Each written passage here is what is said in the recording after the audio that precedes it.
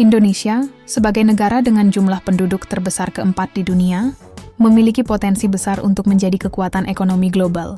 Namun, di balik potensi tersebut, masih banyak tantangan yang dihadapi oleh negara ini, terutama dalam hal pemerintahan yang kerap mendapat kritik dari berbagai kalangan.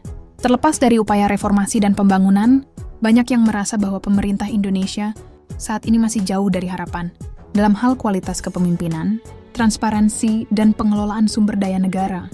Korupsi yang menggerogoti sistem. Korupsi menjadi salah satu masalah paling serius yang melanda pemerintahan Indonesia. Meskipun telah ada berbagai upaya untuk memberantas korupsi, seperti pembentukan Komisi Pemberantasan Korupsi, KPK, namun praktik-praktik korupsi masih merajalela di berbagai tingkatan pemerintahan. Skandal-skandal besar yang melibatkan pejabat negara dan birokrasi menunjukkan betapa korupsi sudah menjadi bagian dari sistem yang sulit diberantas. Korupsi tidak hanya merugikan keuangan negara, tetapi juga berdampak pada kualitas layanan publik. Proyek-proyek infrastruktur yang dibangun dengan dana publik seringkali terhambat atau tidak selesai dengan baik karena adanya praktik korupsi dalam proses pengadaan dan kontrak. Tingkat transparansi yang rendah.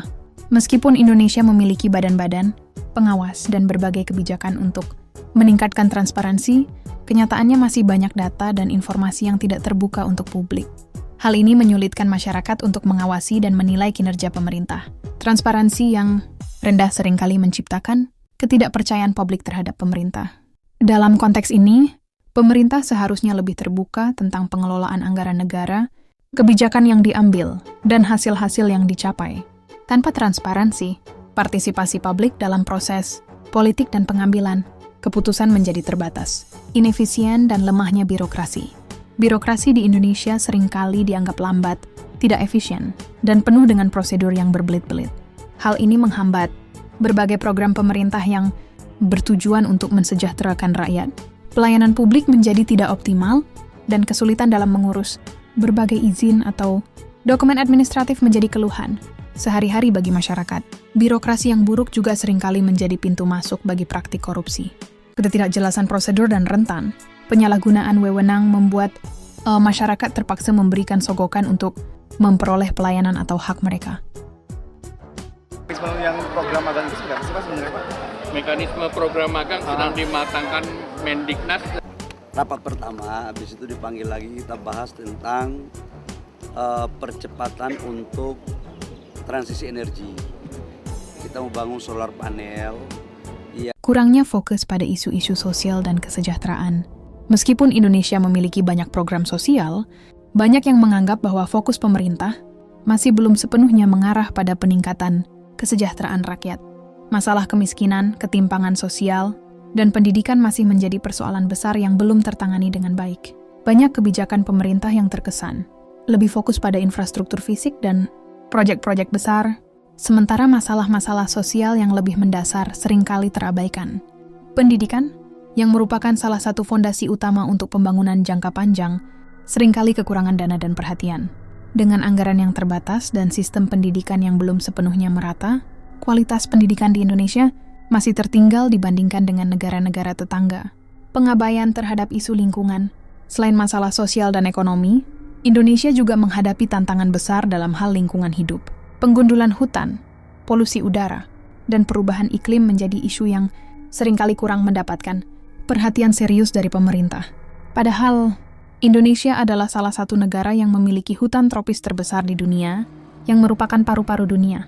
Namun, kebijakan pemerintah yang lebih mengutamakan pembangunan ekonomi jangka pendek seringkali berkonflik dengan upaya pelestarian lingkungan.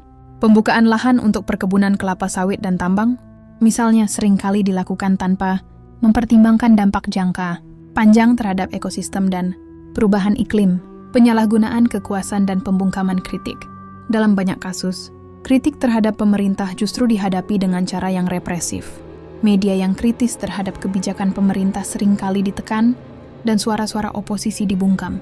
Kebebasan pers yang seharusnya menjadi pilar demokrasi semakin terancam. Penyalahgunaan kekuasaan oleh beberapa pejabat tinggi juga menambah ketidakpercayaan publik terhadap integritas dan keadilan pemerintah. Masyarakat menjadi semakin apatis terhadap politik dan pemerintahan karena merasa tidak ada perubahan yang berarti. Meskipun banyak tantangan yang dihadapi oleh pemerintah Indonesia saat ini, bukan berarti tidak ada harapan untuk perubahan. reformasi birokrasi, peningkatan transparansi, dan pemberantasan korupsi merupakan langkah-langkah yang dapat membantu memperbaiki kualitas pemerintahan. Namun, untuk mencapai perubahan yang signifikan, dibutuhkan komitmen yang lebih kuat dari semua pihak, baik pemerintah, lembaga swadaya masyarakat, maupun masyarakat itu sendiri. Pemerintah harus lebih fokus pada peningkatan kesejahteraan rakyat dan pengelolaan sumber daya negara yang lebih baik dan berkelanjutan.